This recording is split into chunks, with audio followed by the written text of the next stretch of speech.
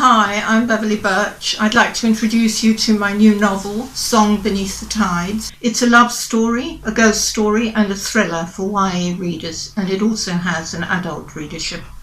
And it's set in a fictional country on the eastern coast of Africa. It's told by two main narrators, Ali, who's a young girl visiting Africa for the very first time. She's visiting her aunt, who works in a hospital down the coast, and she's in the company of her two brothers, Jack, who's a little bit older, and Ben, who is younger, an exuberant 10-year-old. And on her first day there, she meets Layli, who is the second narrator, and we see the story through his eyes as well. Layli is from a fishing village on the next bay to where Ali is staying, and he very swiftly draws Ali into the life of his village and his community, and particularly their offshore island, Kisiri. The name means secret, and it's secret because it's sacred, it's revered, it's a place of legend. And as you hear early in the story, suddenly and inexplicably under some kind of threat. Layli and Ali's relationship is instant and overwhelming. And it's all the more intense because they're both experiencing rather uncanny and unsettling things. Ali is experiencing unseen presences, a sense of voices that she can't quite hear, and Layli is having dreams. They seem infused by legend, and they seem to be sending him some kind of an urgent warning. There's a third voice which tells a tale which winds through and around Ali and Layli's tale, and this springs from the 200-year pursuit of control of the East African coast by the first Europeans, the Portuguese, who arrived there in 1498, not long after Columbus reached the Americas.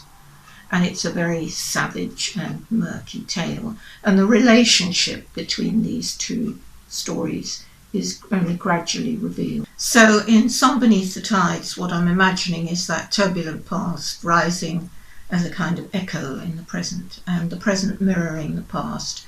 And these two youngsters who are attuned to those tides washing round them. Layli from a community that's been buffeted by winds of change in the past and now, and Ali, who is seeing for the first time and beginning to understand because she's seeing it through Layli's life. But are they hearing a haunting echo of the past, or a catastrophic and immediate threat from the present? So I'm going to read you a couple of extracts from the book. The first is from the very beginning, from the opening page. It begins with a forest and with Ali. Light slants green through a high leafy canopy. Hanging creepers sway and rustle. Everywhere chirps and cheeps and whistles and trills and the flit of small, busy wings. She spins round, braced to run. No one there, the path empty. Sunlight dapples the scuffed sand so that it seems to move, but it's just a track curling back to a dark outcrop of coral rock, then turning out of sight. The hair on the back of her neck prickles. Something's about to appear between the curtains of leaves, or the bushes, or from behind that rock. She watches. She shifts her gaze to a claw of roots from a tumbled tree, arches of shadow like a vast skeleton sheltering what? The forest stirs, ripples of light speed towards her. She fights the urge to back away. Rush of sound, birds whirl in fright. Common sense says a ripe coconut has fallen. She's reluctant to probe the forest with her voice. She walks faster, and at once has the same unnerving sensation of nearness, of brushing the warm contours of something live, of eyes following her, of a soft breath exhaled. This time she runs, breaking through the last trees into the blinding brilliance of the open bay. She clears the mound of drying seaweed in a single bound, kicks off her shoes, grabs them and leaps down through the soft, powdery sand towards the reef, putting distance as fast as she can between herself and that menace, that terror of the forest. This little bit is from the third voice that I mentioned, the historical voice. It is the first hour of the first day of my 16th year, and I have a terrible dread. Vultures gather. Our ships rot on their moorings. 2 more men have died, and 3 begin to fail. We dig more graves in the court below, and soon there will be no square of ground to take more dead.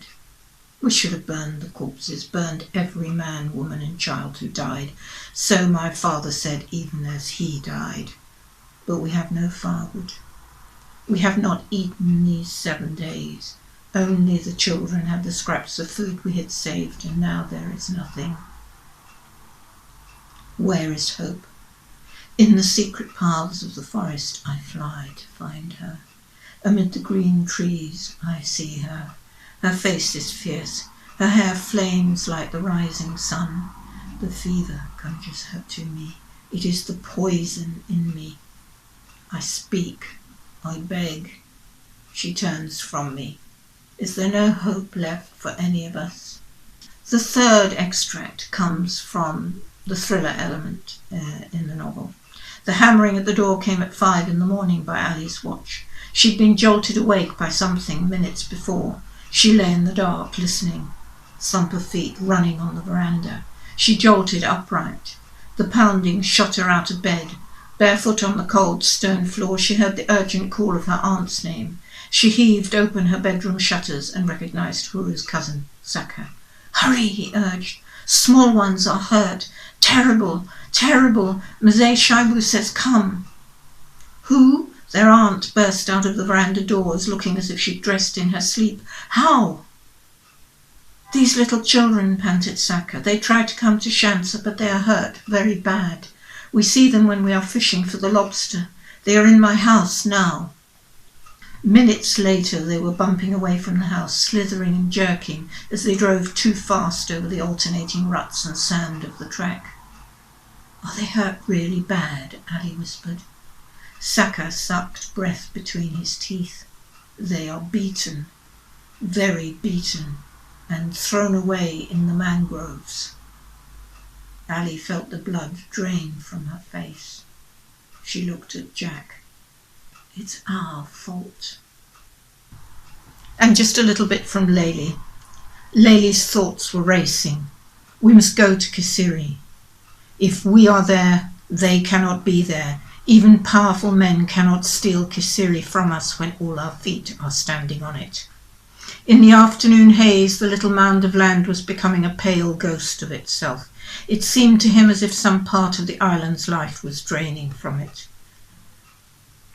The line of boats paraded in front. Others tacked to and fro from the mangroves across the bay. The pattern imprinted itself on his mind like the pattern of that strange procession he'd seen 2 nights ago, the canoes of the very first people of Shansa. His thoughts leapt again. Why do these strangers want Kisiri? He watched a spiral of birds rise like a snake above the island's forest. Then they fell against the sky and fled north in a shrill arrowhead of darkness, like a shriek of fury. If you're interested in finding out any more about the background and the inspirations to the story, or anything else about my other work, do please visit my website beverleybirch.co.uk, and you'll find links to blogs, interviews and reviews. So thanks very much for joining me. Bye.